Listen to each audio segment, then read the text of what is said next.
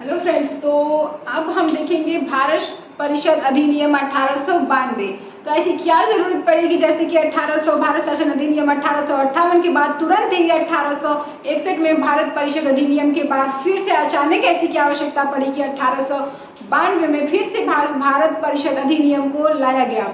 तो उसकी क्या आवश्यकताएं पड़ी, क्यों पड़ी? तो ब्रिटिश क्राउन जब शासन कर रहा था 1861 में, तो उस समय उसने कहा कि ठीक है, हिंदुस्तानियों का, भारतीयों का हमें सहयोग चाहिए, जिससे कि भारतीयों के अंदर जो है इमोशन आ गया और वो जो है उग्र अपनी जो रणनीति है भारत को आज़ाद कराने की, अपनी जो उग्रता है उसको समाप्त करे, जो उपद्रव ये मचा रहे हैं यहाँ पे उसको समाप्त करो। और इसलिए इन्होंने ये दिमाग लगाया कि ठीक है, आप जो है हमें सहयोग करो। और ये बातें कही गई थी 1861 के भारत परिषद अधिनियम के अंतर्गत, और इसको नाम दिया गया सहयोग की नीति। और इसमें जो है रजवाड़ों को शामिल किया गया और लॉर्ड कैनिंग ने जो है इसमें ये कहा कि ठीक है, आप लोग भी आइए। और लॉर्ड कैनिंग ने विभागीय व्यवस्था की शुरुआत किया इसी अधिनियम 1861 के अंतर्गत। तो यहाँ तक हम देख चुके थे। अब हम देखेंगे कि ऐसी क्या जरूरत पड़ी कि भारत शासन भारत परिषद अधिनियम 1892 को लाने की आवश्यकता पड़ी। तो हम सभी जानते हैं कि 1885 में जब इस तरीके से 61 के बाद जो इनका चल रहा था कार्य वगैरह, तो वो अच्छे से चल रहा था, इनके हिसाब से वो अच्छे से चल रहा था। फिर 1885 में हम कहते हैं कि डफरिन के उपज, जो कांग्रेस की स्थापना है वो डफरिन के दिमाग की उपज है।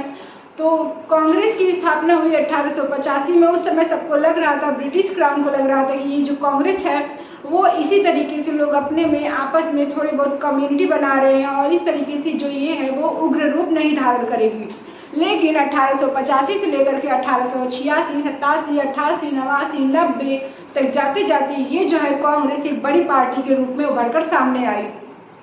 शुरू में कांग्रेस में बहुत लोग जो है नहीं जुड़े थे। स्टार्टिंग में जो कांग्रेस है, लगभग पहले अधिवेशन जब इसने किया था अपनी मुंबई में, तो उस समय बहुत कम लोगों ने पार्टिसिपेट किया था। फिर कलकत्ता, मद्रास, इस तरीके से चौथे अधिवेशन इलाहाबाद में किया।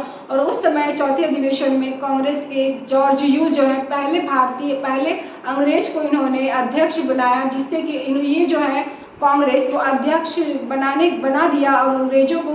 और उसके द्वारा जो कांग्रेस है वो अंग्रेजों का विश्वास अपने तरफ आकर्षित करने का प्रयास कर रहा था। तो इस तरीके से कांग्रेस में चौथा अधिवेशन में, यानी कि 85, 86, 87, 88, 1888 में जॉर्ज यूल को अध्यक्ष बनाया गया और अंग्रेजों का विश्वास कांग्रेस जीत ली। इस तरीके से 1888 के बाद 89, 90 तक पहुँचते कांग्रेस एक बड़ी पार्टी के रूप में उभरकर सामने आई। कांग्रेस की तरफ से, भारतीयों की तरफ से ब्रिटिश क्राउन के पास प्रस्ताव रखा गया कि हमें भी जो आपकी ये अधिनियम है, जो आपकी ये कानून व्यवस्था है, इसमें हमें भी आप शामिल करो। तो जाहिर सी बात है, जब एक बड़ी कम्युनिटी आकर के आपके सामने ब्रिटिश क्राउन के सामने खड़ी हुई, तो ब्रिटिश क्राउन को लगा कि इस विवाद को सुलझाने के लिए उसने जो है भारत परिषद अधिनियम 1892 के तहत कुछ मांगों को, भारतीयों की कुछ मांगों को पूरा किया।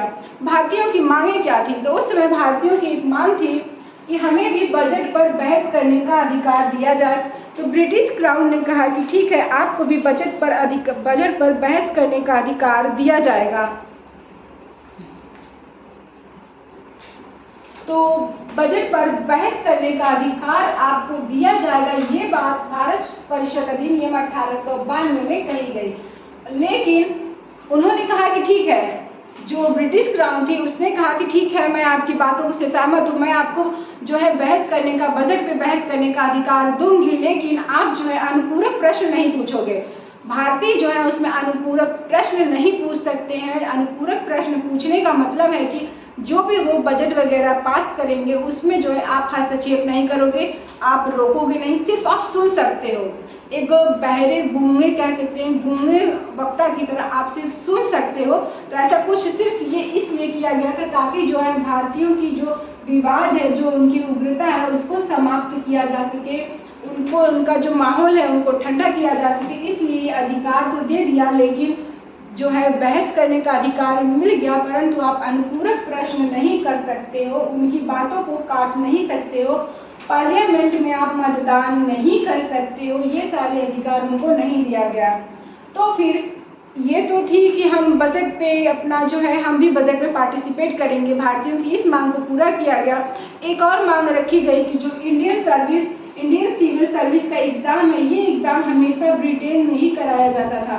ये एग्ज़ाम केवल ब्रिटेन में कराया जाता था। तो भारतीयों जो हमारे इंडियन थे उनको ये एग्ज़ाम देने के लिए ब्रिटेन जाना पड़ता था और बहुत ही कम लोग ब्रिटेन तक पहुंच पाते थे। इसलिए ये मांग की गई कि जो ICS की परीक्षा है वो भारत में आयोजित की जाए। तो यहाँ पर ICS की परीक्षा ब्रिटेन के साथ साथ इंडिया में भी आयोजित किया जाएगा। ये प्रावधान भारत परिषद अधिनियम 1892 की जो अधिनियम थी इसमें आया। उसके बाद केंद्रीय विधान परिषद जो भारतीय थे उन्होंने कहा कि अगर तुमने मुझे, ब्रिटिश क्राउन के बाद ये बात रखी गई कि अगर तुमने मुझे ये अपने जो कानून है उसमें पार्टिसिपेट करने का अधिकार नहीं दिया, जो है अगर हमें नहीं शामिल किया तो हम टैक्स नहीं देंगे। तो क्योंकि टैक्स ब्रिटिश क्राउन के लिए सबसे इम्पोर्टेंट था, टैक्स के द्वारा ही वो भारत सचिव का वेतन, भारत के जो भारत परिषद थे उनके वेतन, बाकी सारे वेतन और यहाँ से टैक्स जो है वो एकदम निचोड़ के लेके जाते थे। तो मेन उनका यही टैक्स था। और जो ये बड़ी कम्युनिटी कांग्रेस पार्टी थी उसने साफ साफ कहा कि अगर आप मुझे अपने सदस्य में शामिल नहीं करते हो, कानून बनाने के अधिकार में शामिल नहीं करते हो तो हम टैक्स नहीं देंगे। तो इस वजह से केंद्रीय विधान परिषद की जो सदस्य संख्या है उसको बढ़ाया गया और मिनिमम 10 सदस्य और मैक्सिमम 16 सदस्य। इसके पहले हमने देखा था कि जब 1958 आया था तो उस समय 4 सदस्य की बात की गई थी। 1961 में हमने देखा था कि 1 सदस्य और बढ़ाए गए थे, लेकिन 1992 में मिनिमम आप 10 सदस्य और मैक्सिमम 16 सदस्य कर सकते हो। वहीं प्रांतीय विधान परिषद की बात करें तो मिनिमम 8 सदस्य मैक्सिमम 20 सदस्य जो है नियुक्त किए जा सकते हैं, जिसमें से 2/5 यानी कि 2/5 सदस्य जो होंगे इनके वो भारतीय मूल के नागरिक होंगे। ऐसा प्रावधान किया गया भारत परिषद अधिनियम 1892 में। और इतना प्रावधान करने के बाद इस मामले को दबा दिया गया और भारतीय जो थे वो अपनी जो लिमिट थी, क्योंकि उनकी मांगे भी एक लिमिट तक ही थी, क्योंकि अभी वो उनका वर्चस्व जो है बहुत ज़्यादा नहीं था, इस वजह से वो यहाँ पर शांत हो गए कि चलो कम से कम इतनी बातें तो पूरी की गई, हमें बजट के अंदर हम जाएंगे, ठीक है हम बोल नहीं सकते हैं लेकिन उनके नियम कानून व्यवस्था को तो देख सकते हैं। और उसके बाद फिर जो है हमारे एग्ज़ाम्स जो है ICS की परीक्षा है, इंडियन सिविल सर्विस की जो एग्ज़ाम्स है वो हमारे इंडिया में होंगे। ये तो प्रावधान किया गया। कब किया गया? क्योंकि ये पूछता है कि किसने करवाया, तो कॉर्नवालिस ने, लॉर्ड कॉर्नवालिस के समय ये जो वायसराय थे उस समय लॉर्ड कॉर्नवालिस थे। लेकिन किस अधिनियम के अंतर्गत हुआ? तो भारत परिषद अधिनियम 1892 के अंतर्गत ऐसा किया गया और भारतीयों को जो है केंद्रीय विधान परिषद तथा प्रांतीय विधान परिषद में पार्टिसिपेट करने का अधिकार प्राप्त हुआ भारत परिषद अधिनियम 1892 के तहत। कितनी बातें थी भारत परिषद अधिनियम 1892 से। नेक्स्ट है भारत परिषद अधिनियम 1909 और इसको कहते हैं मार्ले मिंटो सुधार। इसको हम मार्ले मिंटो सुधार के नाम से भी जानते हैं।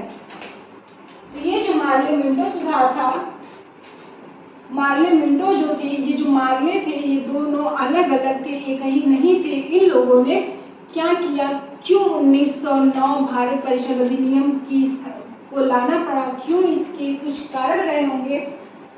तो हम सभी जानते हैं कि ये जो है 1892 के बाद ये सारी चीज़ें हो गई और उसके बाद जो इंडियन थे वो थोड़ा शांत हो गए। लेकिन 1899 में लॉर्ड कैनिंग आता है।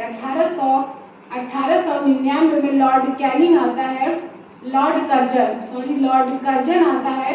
तो ये जो कर्जन है 1899 से लेकर के 1905 तक शासन करता है और भारत में अपार तरीके से ब्लंडर मचाता है। इसने जो है बंगाल विभाजन कर दिया, फिर स्वदेशी आंदोलन और पता नहीं कितने जो है कांड इसने किए और स्वदेशी आंदोलन हुआ। इस तरीके से जो भारत है, जो भारतीय लोग थे उनके अंदर एक क्रांतिकारी गतिविधि स्टार्ट हो गई। तो जाहिर सी बात है जो ब्रिटिश क्राउन थी उसके दिमाग में आया कि अब इस क्रांतिकारी गतिविधि को कैसे समाप्त किया जाए, क्योंकि लॉर्ड कर्जन ने जो है वो काफ़ी ज़्यादा ब्लंडर मचाया हुआ। यहाँ पर बंगाल का विभाजन कर दिया गया, जो स्वदेशी आंदोलन स्टार्ट हो गए, जो है ये सारी चीज़ें स्टार्ट हो गई। तो अब क्या किया जाए?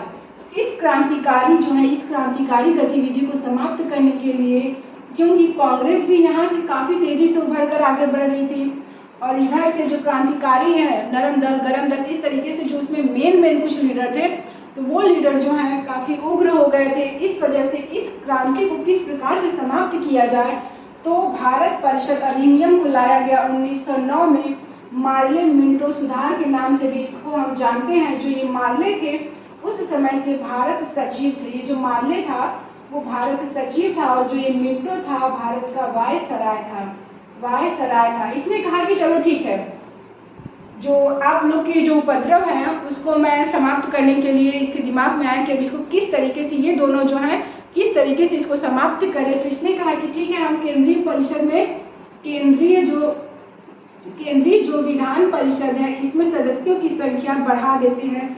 सदस्यों की संख्या हम 69 कर देते हैं। इस 69 सदस्यों की संख्या में 37 सदस्य जो हैं वो ब्रिटिश क्राउन के रहेंगे, मतलब जो अंग्रेज हैं वो रहेंगे, जिसमें से आपके 32 सदस्य जो हैं वो गैर सरकारी यानी कि भारतीय रहेंगे। लेकिन इन भारतीयों में भी दो कैटेगरी उसने बांटा कि आप जो है 27 सदस्य भारतीय रहेंगे, लेकिन इसमें जिन जो 32 गैर भारतीय सदस्य इसमें 5 हम मनोनीत करेंगे। तो जाहिर सी बात है 69 में से 37 सदस्य इनके थे, 32 सदस्य गैर भारतीय थे, लेकिन ये 5 सदस्य इसमें भी मनोनीत कर रहा है। तो ऑब्वियस सी बात है कि जब ये मनोनीत करेगा तो ये अपने ही पार्टी के लोगों को मनोनीत करेगा, ऐसे लोगों को मनोनीत करेगा, ऐसे गैर सरकारी लोगों को मनोनीत करेगा जो कि ब्रिटिश क्राउन की बात को मानता हो। तो टोटल यहाँ पर इसकी संख्या जो है वो 42 मान लेते हैं कि इनकी जो है वो अभी भी ज़्यादा ही है। तो इस तरीके से इसने इधर वाला काम किया और इसने एक और काम किया कि मुस्लिम लीग था उसका अलग से चुनाव करवाया। जो मुस्लिम लीग था उसको अलग से चुनाव करवाया कि जो मुस्लिम समुदाय के लोग हैं, अगर मैं हिंदू और मुस्लिम समुदाय, क्योंकि ये लोग भारत में काफ़ी टाइम से रह रहे थे और इनके दिमाग में आया कि अगर मैं मुस्लिम और हिंदुओं को अलग अलग आपस में ही लड़ा दूं तो ये लोग आपस में लड़ेंगे और हम आराम से अपना शासन करेंगे। तो इस तरीके से मुस्लिम लीग का चुनाव हुआ और यहाँ पर चुनाव की बात इसने किया कि ये जो मुसलमान हैं ये आपस में लड़ने लगे और इधर इसने जो है जो बाकी लोग थे हिंदू थे उनको सांत्वना देने के लिए कि चलिए हम आप लोगों की जो समुदाय है, जो आप लोगों का पार्टिसिपेट है उसको हम और ज़्यादा इसमें बढ़ा रहे हैं। हम अपने सदस्यों की संख्या 69 कर दे रहे हैं, जिसमें से 32 हम आप लोग को लेंगे, 37 हम लोग रहेंगे। इस तरीके से ये जो मार्ले मिंटो सुधार आया तो इसमें ये बातें जो है की गई। तो इसी समय कुछ लोगों के कोटेशन थे, कुछ लोगों ने इस पे बात कही। तो यहाँ पर मिंटो ने कहा, इसी अधिनियम भारत परिषद अधिनियम में जो मुस्लिम लीग का जो चुनाव की बात इसने किया, तो मिंटो अपना एक स्टेटमेंट देता है कि हम भारत में सांप के दांत बो रहे हैं। मतलब इसका ये है कि हम भारत में सांप के दांत बो रहे हैं। पहले से ही भारत में इसने जो है विष फैला रखा था और ये जो है मुस्लिम लीग के लिए इसने ऐसी बात कही कि हम भारत में सांप के दांत बो रहे हैं। तो यहाँ से ये भी स्टेटमेंट पूछ सकता है कि ये स्टेटमेंट किसने कहा? मिंटो ने कहा। कब कहा? भारत परिषद अधिनियम में, जब मुसलमान में इसने आपस में लड़ाने की कोशिश किया तब कहा। और एक कोटेशन और है इसमें, कि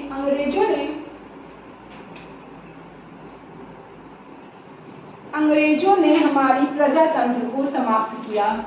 अंग्रेज हमारी प्रजातंत्र को समाप्त कर रहे हैं। तो ये जो कोटेशन है उसको के.एम. मुंशी ने कहा था। के.एम. मुंशी ने भी इसी वजह से कहा था क्योंकि ये जो है अलग से मुस्लिम लीग का निर्वाचन होने लगा, भारत में मुसलमान और हिंदू अलग अलग बंटने लगे। इसी को लेकर के.एम. मुंशी ने कहा कि जो अंग्रेज हैं वो हमारी प्रजातंत्र को भ्रष्ट कर रहे हैं, हमें आपस में लड़ा रहे हैं। ऐसा कोटेशन के.एम. मुंशी देते। और मिंटो ने कहा कि हम भारत में सांप के बीज बो रहे हैं। ये मुस्लिम लीग का जो निर्वाचन स्टार्ट किया इसने इस वजह से। तो यहाँ से हमने पढ़ा 1858 की भारत शासन अधिनियम।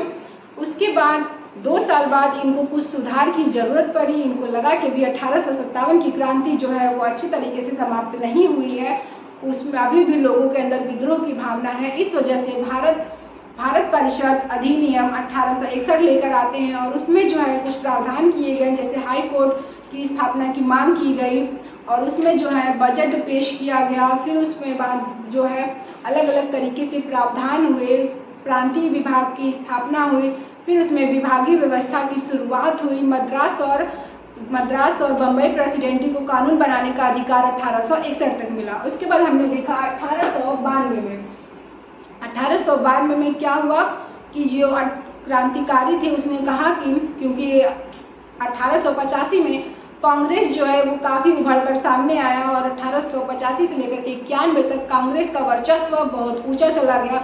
इस वजह से कांग्रेस ने मांग किया कि आईसीएस की जो परीक्षा है वो भारत में भी आयोजित हो। तो 1892 में ये कहा गया कि ठीक है, आईसीएस की परीक्षा जो है भारत में भी आयोजित करवाई जाएगी। और उसके बाद फिर 1800 भारत शासन अधिनियम 1909 को आने की जरूरत इसलिए पड़ी क्योंकि लॉर्ड कर्जन ने काफ़ी ज़्यादा ब्लंडर मचाया हुआ था। बंगाल विभाजन, स्वदेशी आंदोलन, क्रांतिकारी विद्रोह, ये सभी इतना ज़्यादा उग्र हो गया था कि फिर से भारत परिषद अधिनियम 1909 यानी कि मार्ले मिंटो सुधार को लाने की जरूरत पड़ी।